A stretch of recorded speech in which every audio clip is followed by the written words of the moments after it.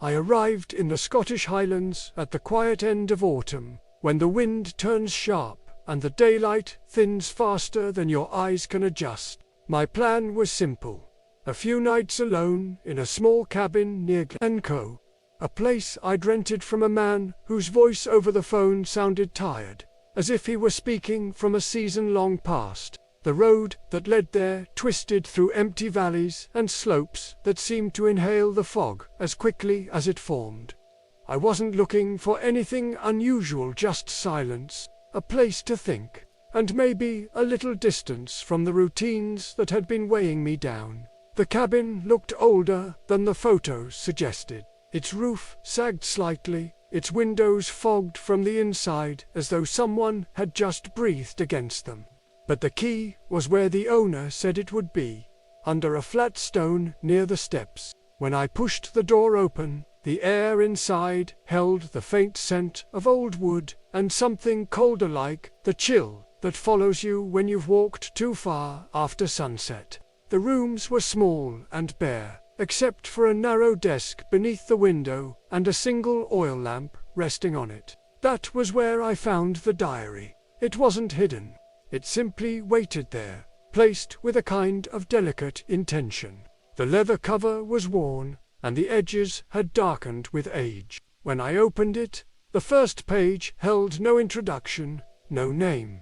Nothing except a short sentence written in tight handwriting. For the ones who arrive when the nights begin to repeat. I didn't understand what that meant. I didn't think I needed to. I should have closed the diary then. But the next page held something impossible to ignore. 7 rules, each one numbered, each one written as calmly as someone leaving instructions for watering a plant or locking a door. Yet the rules described moments and warnings that made no sense, things about stillness, about hearing your own footsteps from another part of the cabin, about shadows appearing before their causes. Outside, the last light was draining between the ridges, leaving the valley in a deepening blue. As I read those rules again, the cabin creaked softly, as if adjusting to a weight it recognized. I didn't know it then, but the first night, the one that would repeat, was already beginning. I didn't open the diary again until the cabin grew darker than I expected. The lamp on the desk cast a small, uneven circle of light. Just enough for me to see the edges of the pages, but not enough to erase the feeling that the room was larger than it should be. Outside, the wind slipped between the boards with a long, low sound, more like murmuring than weather. I thought the Highlands would give me quiet, but this was a different kind of silence. It felt alert, watchful. The first pages of the diary weren't dated. They read more like observations than memories, written by someone who didn't know how to explain what they'd experienced. Short entries, some only a sentence long. Mentions of hours that stretched without warning, of nights that didn't match their own footsteps, of waking up to the same moment twice. The handwriting shifted throughout, as if the writer had penned them over long intervals, maybe years apart. Maybe something stranger. Near the middle of the book, tucked between 2 loose pages, I found a small sketch. It showed a simple outline of the cabin, drawn from the outside, but the windows were shaded entirely dark, and above the roof, the artist had written a single phrase, "Only one of the night's ends." I tried to laugh it off, but something about the phrasing made my chest tighten. If it was a joke, it wasn't a very kind one. I kept reading, hoping for context, but the writer didn't describe themselves, not their name, age, or reason for being there. Only the rules, always returning to them, as if they were the anchor in a place where time didn't behave the same way. I told myself it was an eccentric traveler, someone who'd been too long in the mountains, a mind stretched thin by isolation. Still, when the first strange moment happened, subtle, almost harmless, I felt myself reach for the diary without thinking. It wasn't fear. Not yet. It was recognition. The quiet kind that settles in your ribs before your mind knows why. Hi, my name is James. If you're enjoying this story, I'd truly appreciate it if you could subscribe to the channel. It makes a real difference. Have you ever been somewhere that felt slightly out of step with time, as if the moment didn't quite belong to the present? Thank you to everyone who follows and supports these stories. Now, let's get back to the story. I first noticed something was wrong a little after midnight, though nothing dramatic marked the moment. I had been sitting at the narrow desk, the diary open in front of me, trying to make sense of its strange warning. The lamp beside me hummed faintly, its warm glow forming a soft circle of light on the pages, while the rest of the cabin sank deeper into shadow. Outside, the wind traced along the walls in long, wandering movements, like it was searching for a way in. It felt like any quiet night in the Highlands should feel cold, lonely, honest in its silence. Or at least, that's what I kept telling myself. The cabin had already settled several times that evening, its old wooden frame stretching and adjusting with the temperature. But when I heard another creaker, long, bending groan from the left wall, followed by a soft pop near the window, I froze. It wasn't just similar to the earlier sounds, it was identical, not just in tone, but in timing, as though the building were replaying a recording of itself from hours before. I lifted my eyes slowly from the page. The first rule written in the diary stared back at me. When the night feels familiar, stop moving. I let the words sink in. Familiar. A night shouldn't feel familiar. Not in the way a conversation or a face does. Nights belong to their own rhythm. But something in the air had shifted so quietly that I hadn't noticed until now. The space around me felt layered, almost doubled, like two versions of the same moment were slipping over each other. I remained still, listening. Then I heard footsteps on the path outside. At first, I thought it was the wind tricking my ears, but the sound grew clearer, soft, deliberate steps on gravel, slow, even the kind of steps someone takes when they either know exactly where they're going or aren't sure if they should approach at all.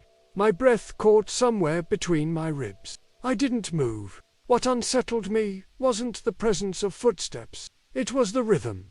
I knew it. I recognized it instantly. The spacing, the weight, the faint crunch at the end of each step. I had heard those same footsteps earlier in the evening, right after I arrived, when I stepped out to bring my bag in. I remembered pausing on the path, listening to someone walking nearby, though I had told myself at the time it was an echo or my imagination adjusting to the isolation. The footsteps stopped directly outside the door. I waited for a knock, for the handle to turn, for anything that made sense. Nothing came, just stillness, a kind of waiting that didn't belong to the present moment. After a few seconds, the wind moved again, brushing the windows, as if trying to erase what had just happened. I stepped slowly toward the window and peered out. The path was empty. No figure, no footprints in the thin frost. Nothing but darkness folding into itself. Behind me, the lamp flickered once, bending its flame toward the open diary, toward the second rule, waiting to be read. I didn't return to the desk right away. Something in me resisted turning my back to the window. Even though I could see nothing outside except the pale glow of the moon dissolving through the clouds. The frost along the path hadn't been disturbed. The stones were undisturbed. The air looked still, like a photograph taken moments after a snowfall. And yet, I knew with the kind of quiet certainty that comes from the body rather than the mind that someone had been standing there. Or something that moved like someone. Eventually, I stepped back toward the desk.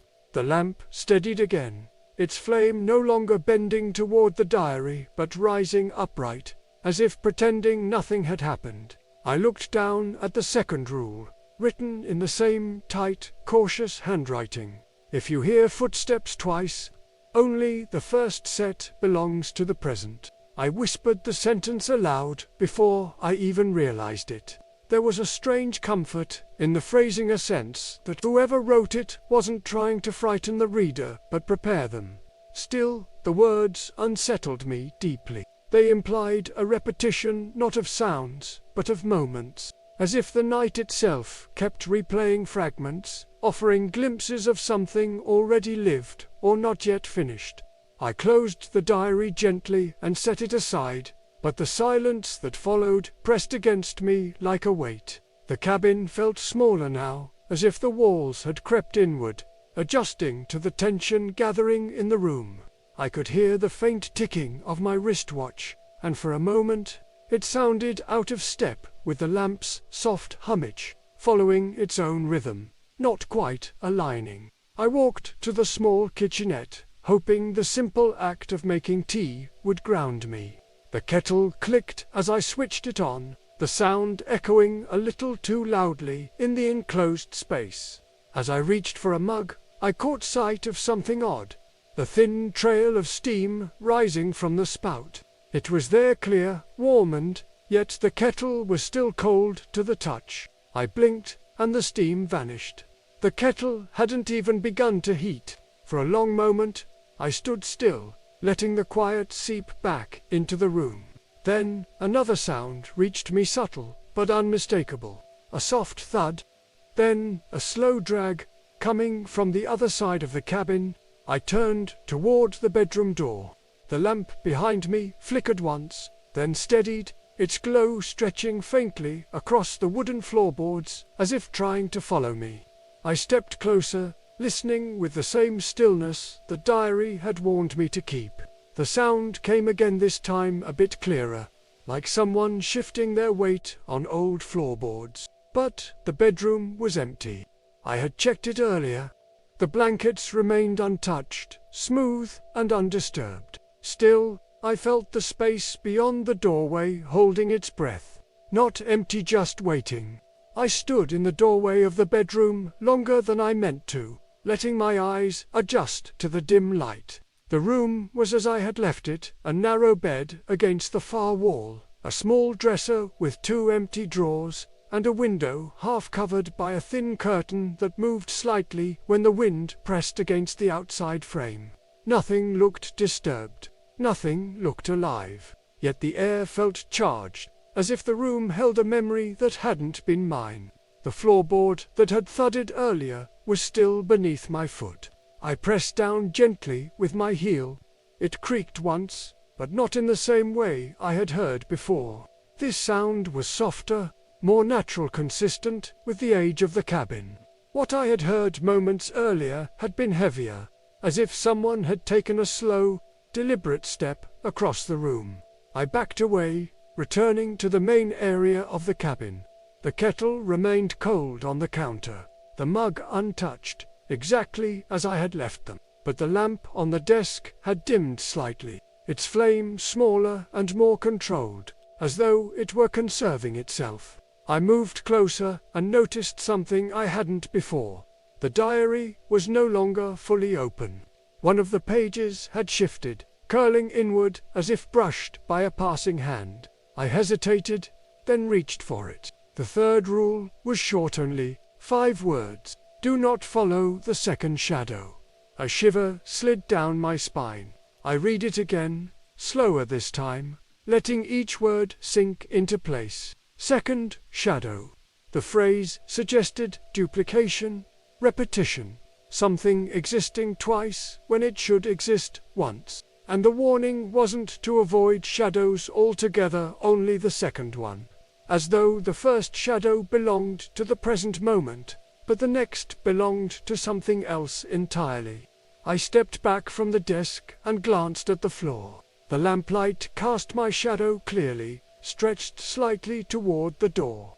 Just one shape, solid, ordinary, but a part of me, the part that had been listening too closely all night, kept expecting another. The wind outside shifted, no longer brushing along the walls, but swirling around them, as if circling the cabin in slow, deliberate laps. The temperature dipped, A brief wave of cold crossing the room. I wrapped my arms across my chest and moved toward the front window, peering out into the darkness. For a moment, everything looked still.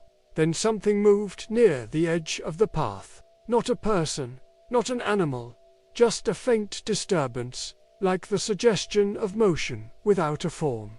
A ripple in the frost. A shadow that didn't match any shape I knew. It vanished before I could focus on it, dissolving into the night like breath on glass. I stepped back, my pulse tightening. The cabin felt smaller again, the walls closing around me, drawing me toward the desk, toward the diary that seemed to know what would happen before I did. And as I reached for it, the lamp flickered again twice, this time, as if acknowledging the presence I had almost seen. I didn't sleep after the lamp flickered twice. Instead, I sat on the edge of the bed, the diary resting on my lap, as if keeping it close might anchor me to something steady. The wind was no longer moving in long breaths around the cabin. Now it tapped gently against the wooden walls, almost rhythmic, like a distant memory trying to draw nearer. I kept telling myself it was fatigue, that I'd let the isolation of the Highlands play tricks on my senses. But the night had a strange density to it, a heaviness I couldn't shake off. Eventually, I opened the diary again. The page with the fourth rule had shifted into view, as though the book wanted me to read it in order. No skipping, no choosing. The handwriting on this page seemed slightly different, a little more hurried, the letters leaning forward as if the writer had been running out of time. If the same hour greets you twice, speak softly. You're not alone in it. I read it twice, then a third time, feeling my heartbeat settle somewhere deeper, somewhere quieter. It was the first rule that acknowledged the presence of someone else. Whoever, or whatever, shared the repeated moments wasn't described, just implied. The ambiguity made it worse. I checked my watch, though I wasn't sure why. It read 1:14 a.m. I glanced at the small clock above the stove. 1:14 a.m. perfectly matched. I waited, half expecting one of them to slip ahead or fall behind, but they remained synchronized. I stood and walked toward the window. A thin veil of fog had settled over the path, softening the edges of the mountains in the distance. The moonlight pooled faintly across the frost, making the ground look like a sheet of pale glass. The world held still, but not the kind of stillness that comes from quiet. It was the stillness of expectation. I leaned closer to the glass and blinked. The frost pattern on the path had changed. Minutes earlier, it was undisturbed. Now, there was a faint arc in the frost, like something had stepped lightly, almost carefully, across it. Not a full footprint, just a curved impression, as though something had brushed the surface without fully committing to it. I checked my watch again, 1:14 a.m. Still. Then the cabin creaked with the same long, bending groan I had heard earlier, the exact one, same pitch, same length, like the sound itself had been pulled back into the moment. I didn't move. The wind paused. The tapping stopped. Even the small flame in the lamp seemed to draw inward, shrinking as if listening. A faint knock echoed through the air. Not from the door, from behind me. I turned slowly, eyes adjusting to the dim light. The knock came again, soft, hesitant this time, from the bedroom wall, exactly where I had stood hours before. And yet, in that moment, I wasn't entirely sure I had left that place at all. I stepped away from the bedroom wall slowly, as if any sudden movement might break whatever thin barrier was keeping the moment from collapsing in on itself. The knock hadn't been loud. It wasn't meant to startle. It felt instead like a reminder, an echo of something that had already happened, or something that wasn't finished happening. I backed up until I reached the desk again, where the diary lay half open, the edges of its pages lifting slightly in the cold air. I placed my hand on the cover as though steadying it, But the truth was the opposite. I needed it to steady me. The next rule waited on the following page, written in the same tight, careful strokes. When the night folds in on itself, do not face the place where you first stood. I read it slowly, letting the meaning settle into place. The place where you first stood. For me, that was the path outside. The moment I arrived, the first creak of the cabin, the first time I felt the night watching me more than I was watching it.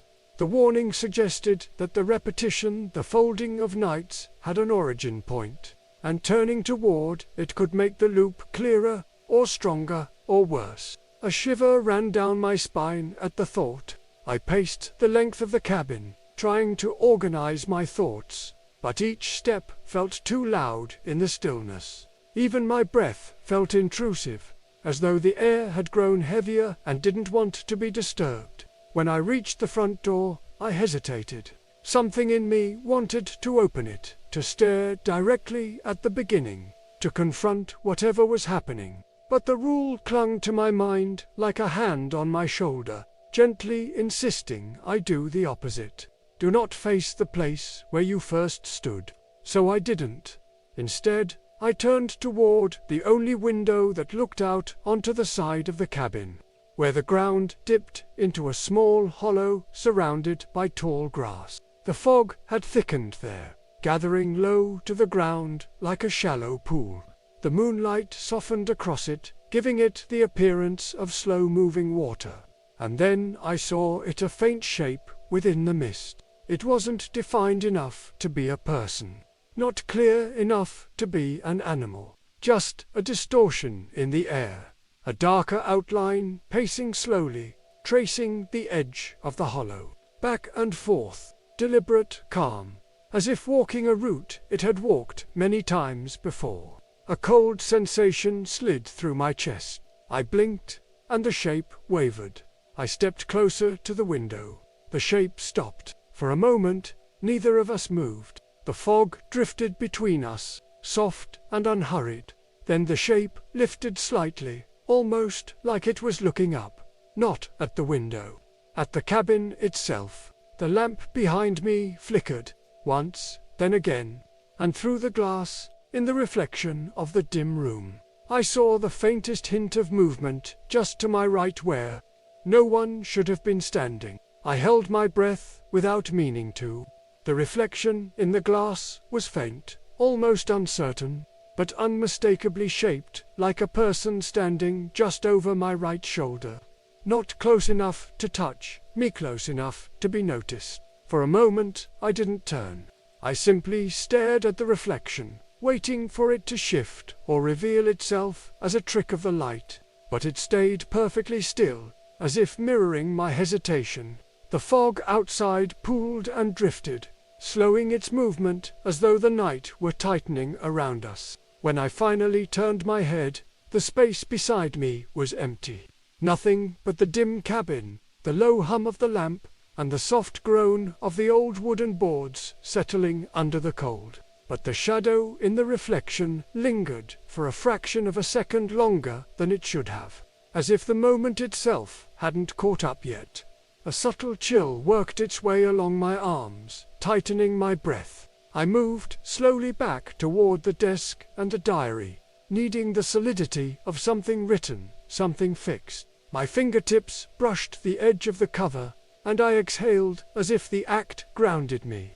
The next rule waited on the page, almost as if it knew I'd needed it in that exact moment. If you see yourself where you haven't been, leave the room.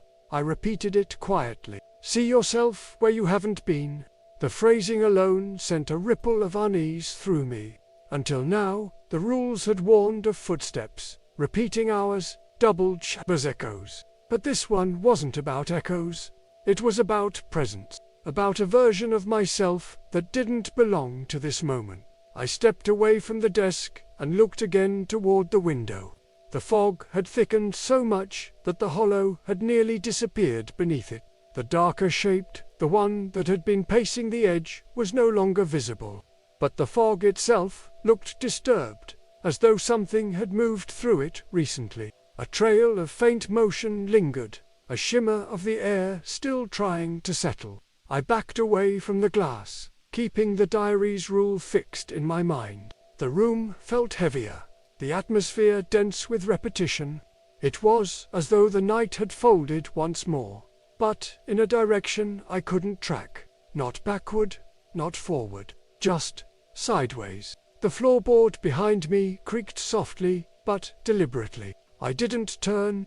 The rule warned me not to stay if I saw myself, but it didn't tell me to look, and I suddenly understood why. Some moments weren't meant to be witnessed directly. Some things in the repeating nights existed only because I wasn't meant to confront them. The creaking stopped, and the silence stretched thin. Without thinking, I stepped toward the door of the bedroom, the only room I could leave without facing the path outside, without returning to where everything had begun. As I crossed the threshold, the lamp in the main room flickered once more. Not twice, once, as if something in the night had finally aligned with the present. I closed the bedroom door behind me, not fully shutting it, just enough to place a thin layer of wood between myself and whatever had been moving in the main room.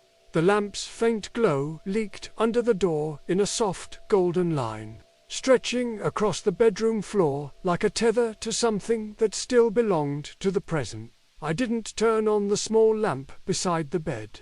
Light felt too revealing, too loud. Instead, I let the room settle into its natural darkness, shaped only by the faint spill of moonlight filtering through the thin curtain. For a moment, the silence returned to something almost normal, the kind of quiet you expect in a solitary cabin miles from anywhere, where the only real sound is your own breathing. I let myself believe in that silence, let myself think the night had relented. But the stillness felt fragile, like glass under tension, waiting for the smallest pressure to crack. I moved to the window and pushed the curtain aside just enough to see outside. The fog was still heavy, blanketing the ground in soft layers. But something was different now. The landscape looked rearranged, not drastically, but subtly. The line of the distant ridge felt a little lower. The shape of the hollow seemed slightly shifted. It reminded me of waking from a dream and trying to recall a familiar place, only to find that it's been assembled incorrectly. I checked my watch without realizing I had moved. The dim glow from the face read 1:14 a.m. again. My chest tightened. I waited for the second tick, the one that would confirm time was moving, but the hand remained perfectly still. Then, after what felt too long, it moved. One slow, deliberate tick forward. 1:15 a.m. A small exhale left me, but the relief was short-lived. A second later, something else happened. The distant ridge flickered. Not the moonlight, not the fog. The ridge itself flickering, only for a breath, like an image refreshing. I stepped back from the window, pulse rising. This wasn't echoes anymore. This wasn't just footsteps or shadows or repeated creaks. The land itself was shifting with the repetition. I moved toward the dresser, needing distance from the glass. The surface of the wooden top held a light layer of dust, soft and undisturbed. But as I dragged my fingers across it, I noticed something odd. Only half the surface accepted the movement. The other half remained perfect, as if my hand had never touched it.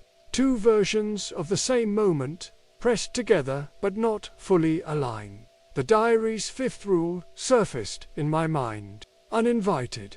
If the room does not agree with itself, leave it before the hour settles. I hadn't read that far yet, but somehow I knew the words. A shiver curled through my spine. The hour had just changed, and the room was already disagreeing. I reached for the door, fingers trembling slightly, and prepared myself for whatever version of the cabin waited on the other side.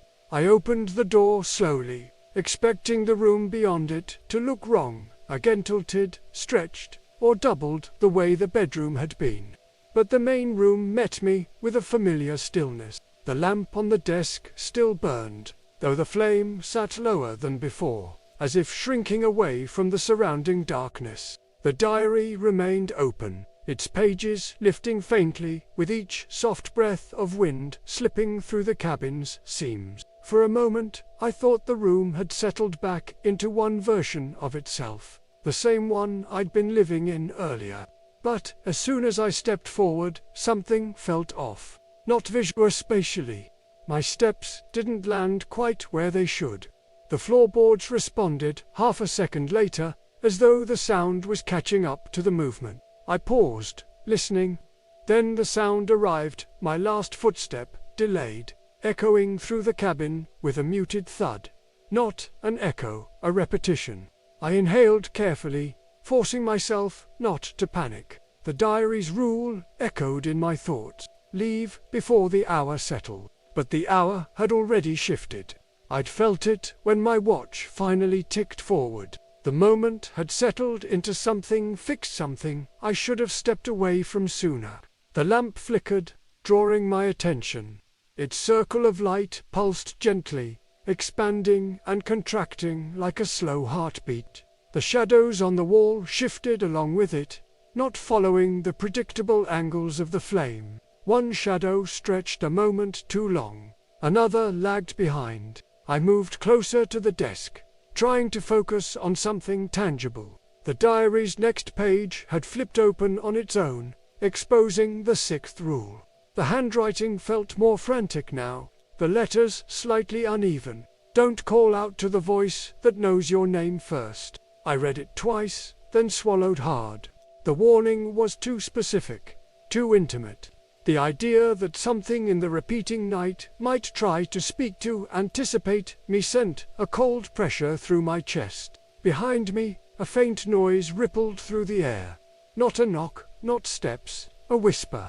Very soft, very close. James. Every muscle in my body locked. The whisper wasn't threatening. It didn't hiss or strain. It sounded conjugal even, like someone trying to get my attention without startling me. But the familiarity in the tone twisted something inside me. It wasn't just my name being spoken. It was the way it was spoken, as though the voice had said it before, as though it expected me to answer. I didn't turn around. I kept my eyes on the diary, forcing my breath to stay quiet. The cabin seemed to tilt slightly, a slow shift in weight, as though the walls were leaning in to listen. The voice came again, softer this time, almost coaxing. James. But I understood the rule now. The voice wasn't calling me. It was calling first. And that meant it wasn't mine to answer. I stayed perfectly still, letting the silence close around the whisper like a door gently swinging shut. The air inside the cabin felt denser now, as if the atmosphere itself had thickened in response to my refusal to answer. I could hear my heart beat steady at first, then slowly rising, as though my body understood something before my mind did. The voice had known my name before I had spoken a word aloud that night, before I had introduced myself to anything but the empty room, and that made the rule feel less like a warning and more like a truth I had already brushed against. I took a slow step backward, moving toward the far corner of the room, somewhere the voice hadn't yet touched. The floorboard beneath me groaned, but the sound came a moment too late again, as if lagging behind the present. The repetition was becoming more pronounced, clearer, as if the fabric of the night were thinning and letting its seams show.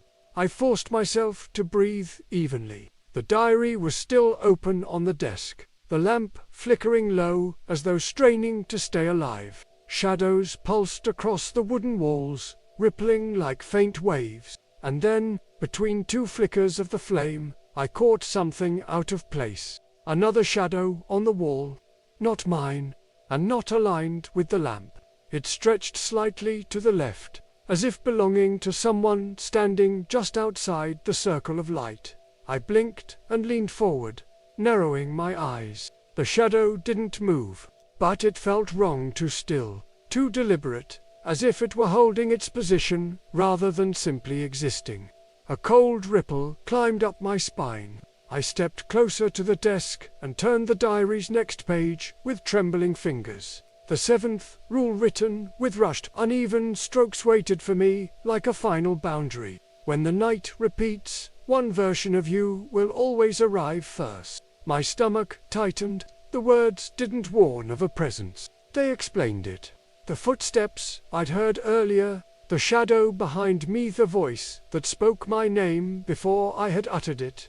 They weren't intruders. They weren't spirits or remnants of someone else. They were pieces of me, or a version of me, one that moved through each repeated night before I did. The cabin groaned again, louder this time, the wood stretching with an almost human strain. I backed away from the desk, the rule echoing through me. One version of you will always arrive first. I didn't want to imagine what that version had already seen, or what it had already done. Then the whisper came again, barely a breath, softer than before. James, hurry. But it wasn't coercing me anymore. It sounded like it was pleading, and that was somehow worse. The fog outside pressed against the window, the night folding again slowly, deliberately preparing to repeat itself once more. The whisper lingered long after it faded, settling into the corners of the cabin like leftover smoke. I stood motionless, unsure whether the plea had come from the present version of myself, or another caught somewhere between the folds of the night. The lamp on the desk flickered weakly, its light shrinking into a trembling core, barely able to hold the room together. I could feel the shift before it happened, a quiet tightening of the air, like the moment just before a storm breaks. The night was preparing to reset. I backed away from the desk, my eyes fixed on the window. The fog outside churned slowly, no longer drifting aimlessly but spiraling inward, gathering itself. The trees beyond the path blurred into long, wavering silhouettes. The land felt as if it were being redrawn, smoothed over, made ready to repeat whatever version of itself it had shown me before. I checked my watch. 1:14 a.m. It had jumped back. My breath left me in one controlled exhale. This was the first clear confirmation. Not shadows, not noises that could be mistaken for illusion. Time itself had slid backward by force, repositioning itself like a hand adjusting a crooked picture frame. Another groan rolled through the cabin. Not the usual settling sound, this one carried weight, a deep bending of structure. The whole frame shivered, as though something outside was pushing against the walls, testing their strength. I could feel it beneath my feet, a faint vibration through the floorboard, like the echo of distant thunder trapped underground. I reached for the diary almost instinctively, desperate for guidance. But when I opened it, the page wasn't where I'd left it. The 7th rule was gone. The diary had slid backward, 2 pages shifting, with the night returning to the earlier warnings. The rule now staring back at me was the 2nd one. If you hear footsteps twice, only the first set belongs to the present. My hands began to tremble. I set the diary down carefully, then stepped back from the desk. If the night was repeating, then the events were returning as well, footsteps, shadows, moments. But this time, I wasn't encountering them passively. I knew what was coming, and that made every sound heavier, sharper. A soft crunch echoed from outside. Footsteps, slow, familiar. I closed my eyes. I remembered this part. The path, the frost, the hesitation in the final step. Only the first set belonged to the present. I waited. A second crunch followed. Then another. Each one slightly out of sync, as if belonging to a delayed version of the same walk. Footsteps layered on footsteps, the present overlapping with the repeat. When I opened my eyes, my shadow on the floor had doubled, one cast naturally by the lamp, the other slightly offset, as if belonging to someone standing where I would stand a few seconds from now. The night had folded, and I was standing between its versions. For a moment, I couldn't tell which shadow was mine. The one cast cleanly by the lamp held steady, shaped exactly as I was. The other slightly offset, slightly delayed, moved with a faint hesitation, as though waiting for me to finish each movement first. I lifted my hand slowly, testing it. My natural shadow followed. The second one rose a beat later, its outline lagging behind just enough to make the hair on my arms lift. The night wasn't replaying events anymore. It was replaying me. I stepped back, my heel brushing against the wooden floorboard that liked to complain about weight. It groaned once. Then, half a second later, the same groan sounded again, identical in tone and length. A perfect copy, misplaced in time. The cabin was mimicking itself. Or maybe it was catching up, stitching the past night into the current one, with seams that didn't quite align. I turned toward the window, needing air, even if only the cold, distorted kind, waiting outside. The fog had thickened into a pale halo clinging to the ground. The shape in the hollow a darker smear, in the whiteness, was pacing again, tracing the same arc it had earlier. Its movements were smoother now, as if the repetition had sharpened its path. It felt less like a figure and more like the echo of one. My watch clicked. 1:15 a.m. Time had moved, again, but only by the smallest margin, like it was testing whether it could continue, whether I would allow it to continue. I backed away from the window, forcing myself not to look at the second shadow still tethered to my movement. The cabin's air grew colder, not from the wind, but from something forming within it, something that didn't belong to a single version of the night.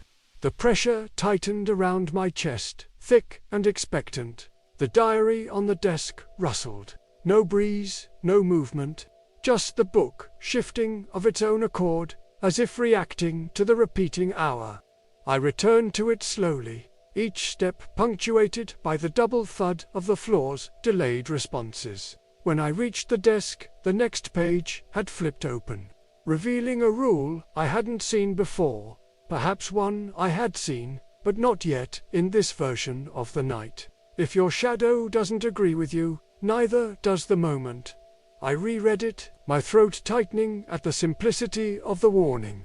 My eyes drifted to the floor, where both shadows stretched in different directions, one grounded in the present, the other belonging to something slightly displaced. A creak sounded behind me, not delayed, this time simultaneous, two versions at once. I didn't turn. The rule whispered through my mind like breath on glass. The moment doesn't agree with you. The shadows on the floor wavered. One leaned closer, not physically, temporarily, as if stepping from its version of the night toward mine. For the first time, I felt a sharp, unmistakable instinct. I wasn't supposed to let the two of us meet. I stepped back instinctively, as if distance alone could hold the second shadow in place. But distance meant very little in a night that had begun folding over itself. The shadow didn't close the gap physically, it didn't move toward me the way a person would. Instead, its edges sharpened, its outline gaining a definition that didn't belong to a simple reflection. It looked more certain of me than I was of myself. I tore my gaze away, refusing to give it the acknowledgement it seemed to seek. The diary's rules had been precise so far, and any hesitation had only worsened the night's distortions. The air in the room shuddered softly, like fabric rippling, and I felt the pressure in my ears shift. Not pain, more like a change in altitude, a sudden descent through a layer of time. Behind me, the cabin's door gave a faint click, not opening, not closing, just resetting. The same sound it had made when I first arrived. The room tilted not enough to stagger me, but enough to make the lamp's flame stretch sideways before correcting itself. I gripped the edge of the desk, grounding myself. Beneath my hand, the diary felt warmer than it should have, the pages vibrating faintly as though reacting to the shifting moment. My watch ticked backward. One slow step, 1:14 a.m. Again, I exhaled shakily, not because of the time itself, but because of what it implied. Whatever was happening inside the cabin had begun radiating outward, pulling the entire night back toward its starting point. A soft scuff of footsteps echoed outside the window. Not the path this time. Closer, almost against the wall. I turned toward the glass, but before I reached it, I saw it my own reflection looking back at me. Not delayed, not doubled ahead. The reflection blinked before I did, breathing at a slightly different rhythm, as though every moment of me was being retold by someone who had already lived it once. The rule surfaced again in my mind. When the night repeats, one version of you will always arrive first. But this version felt closer than the shadow, closer than the whisper. It felt like the loop was tightening, compressing every repeated thread of time into the same small space, forcing me nearer to myself with each fold. I stepped back from the window. The reflection did not step back. It tilted its head slightly, not in mimicry, but in acknowledgement, as if it understood something I did not. Then the fog outside surged upward, swallowing the hollow and rising almost to the height of the window frame.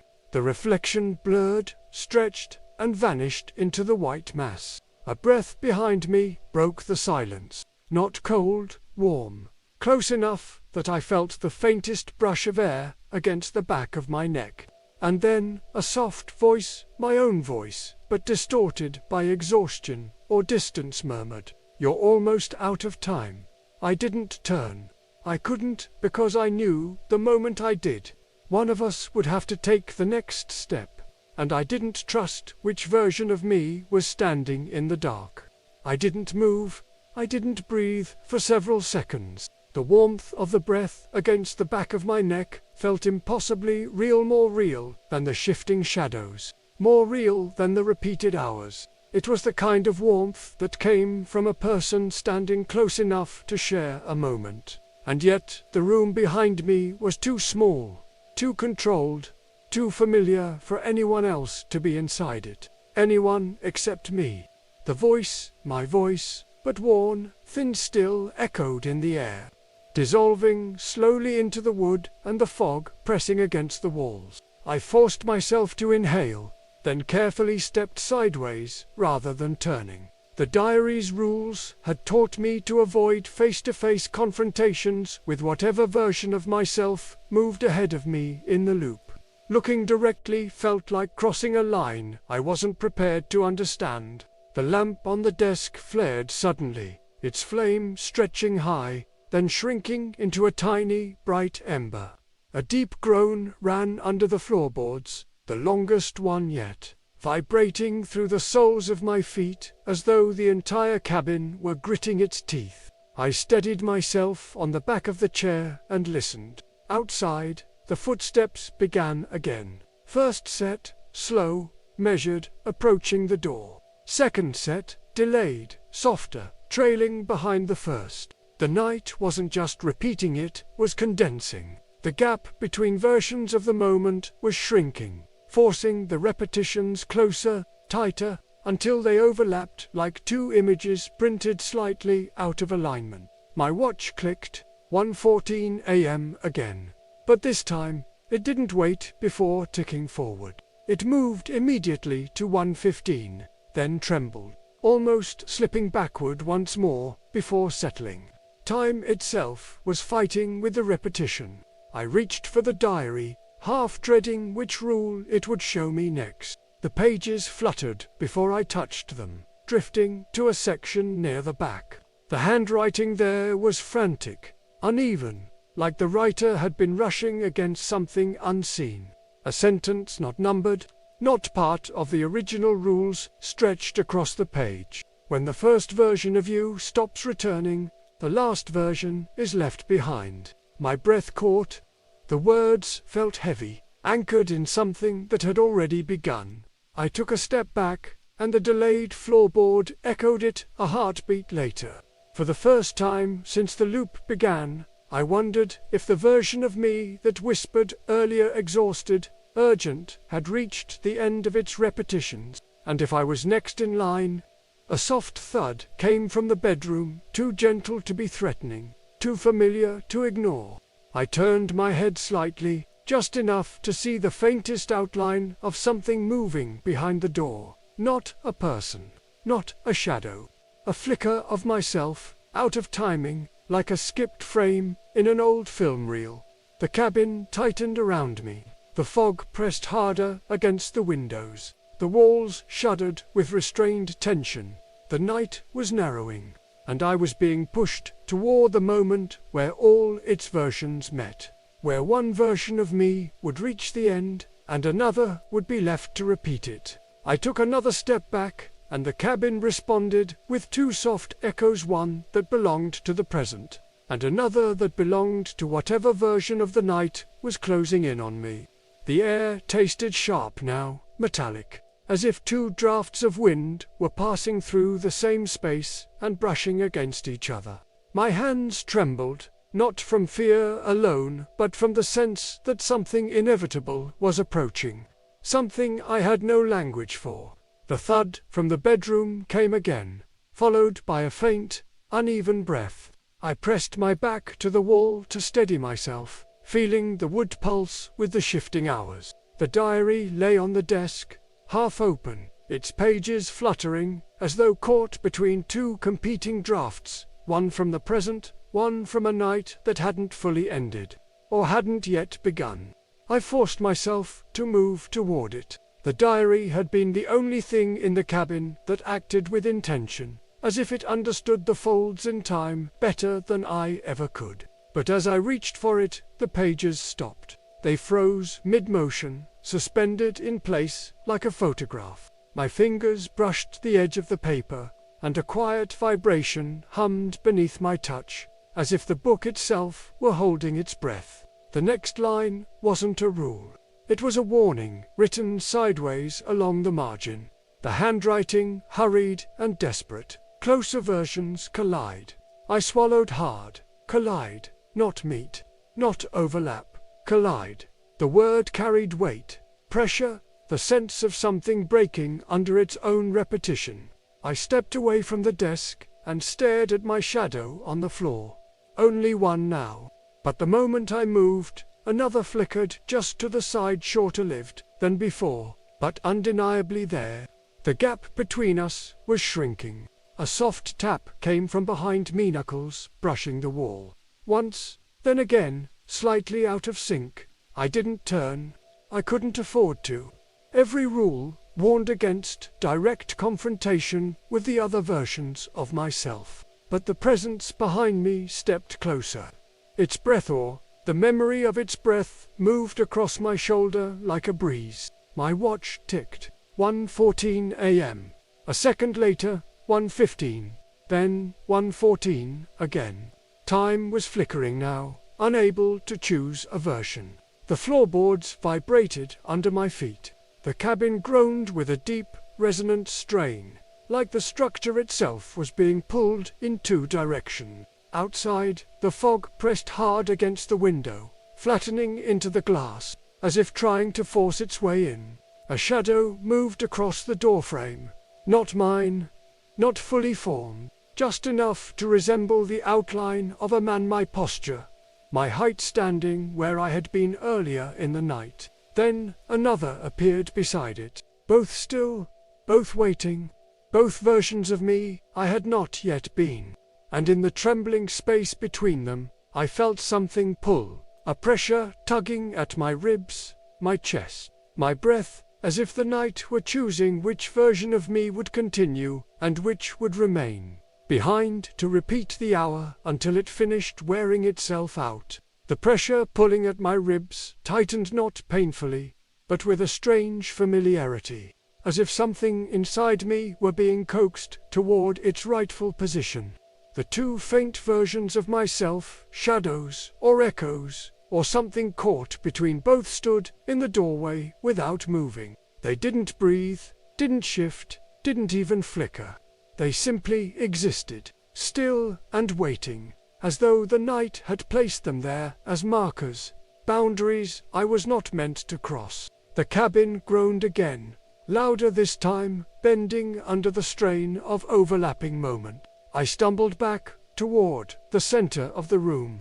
The lamp's flame thinned into a trembling thread of light, fighting to stay alive. The diary remained open on the desk, the pages now completely still, as if the book itself refused to take part in what was unfolding.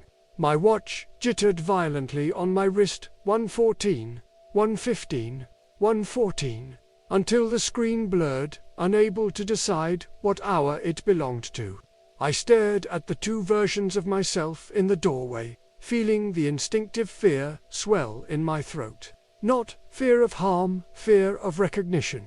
Fear of seeing myself at a moment I wasn't meant to reach yet. Fear of finding out which of us belonged to the next iteration of the night, and which of us would be left behind. The fog outside slammed softly against the window frame, like a slow, heavy wave. The pressure in the room shifted abruptly. The air thinned, my hearing sharpened. Time felt stretched, wound tight, like a rope pulled to its final thread. The shadow closest to me twitched, just once, barely, but enough. It inhaled. A faint, trembling breath, not fully real, dragged into its chest. The second shadow followed, almost matching it, though a fraction too late. They were catching up to me. Or I was slowing down. I couldn't tell. The diary's margin warning closer versions collide flashed through my mind with crushing clarity. I stepped back, but there was nowhere to go. Every corner of the cabin felt occupied by some thin imprint of myself. Every surface echoed a movement I hadn't made yet. The night was tightening around me, drawing all versions into the same narrow point. Then, unexpectedly, the pressure loosened. Not relief, a pause, a breath held by the night itself. The two shadows in the doorway leaned forward by the smallest measure, their outlines trembling as if waiting for a signal I couldn't hear. My pulse hammered in my ears. The air felt charged, like we were all standing at the edge of a collapsing moment. And then, from somewhere deep within the fog outside, came a sound I had not heard before. A single, clear knock, not on the door, not on the wall, but on the window. The shadows vanished. My heartbeat stalled, because I knew instantly that the version who had knocked was neither ahead of me nor behind me. It was the one I had not become yet. I didn't open the window. I didn't move toward it. I didn't even breathe until the knock faded into the fog like something exhaled from another version of the night. When I finally gathered the courage to step forward, the glass showed only my reflection, quiet, pale, and slightly delayed. No shadow behind me, no version of myself waiting to arrive first, just me. Or so I told myself. The fog began to thin as dawn crept over the ridge. The moment the light touched the hollow outside, the pressure in the cabin eased. My watch clicked forward once, twice, and settled finally on a time that belonged to a morning. A morning that felt linear, ordinary, real. I didn't stay to see if the night would try to repeat again once darkness returned. I packed my bag with shaking hands, leaving the diary on the desk exactly where I had found it. The pages were still now, no longer fluttering between warnings. Whatever version of time they belonged to had closed itself or moved on.